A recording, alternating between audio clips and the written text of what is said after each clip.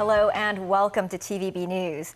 The government has announced a deal with at least 2 vaccine makers to provide jabs to every Hong Kong resident. As Keina Chiu tells us, the first batch of the jabs could arrive next month. The government has announced a groundbreaking development in its procurement of vaccines. Jabs will be offered free to all of the city's 7.5 million residents. Officials have sealed the deal with at least 2 vaccine makers, including China's Sinovac Biotech. How I can convince the people of Hong Kong that if it is a mainland vaccine, it's safe for use.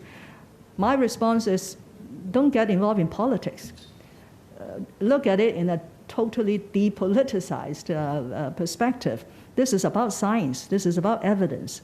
Sinovac's first batch of 1 million shots is expected to arrive in January the earliest. That's on top of another 1 million doses of the Pfizer-BioNTech vaccine, which will be delivered within the first quarter of next year. The administration has agreed to purchase 15 million doses split between the 2 vaccine makers. It is also wrapping up talks with AstraZeneca on an order for 7.5 million jabs. The vaccine co-developed with Oxford University could arrive in the second half of 2021.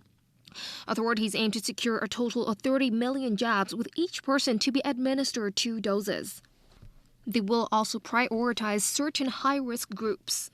In other COVID-related news, the government is advising travelers arriving later this month to make reservations at designated hotels for the 14-day quarantine. Starting December 22nd, all inbound air travelers must take designated transport to their quarantine location. And that's too late, according to lawmaker Michael Tian, who believes the scheme should be implemented sooner. But the government says it wasn't easy to get the sector on board with the idea. At the early stage of the epidemic, I think the hotel sectors or the hotels were pretty hesitant or even reluctant. More and more hotels, accepting a quarantine guest. Some 12,000 rooms have been made available by 36 participating hotels so far. Around 80% of them cost less than $1,000 per night. Keina Chiu, TVB News.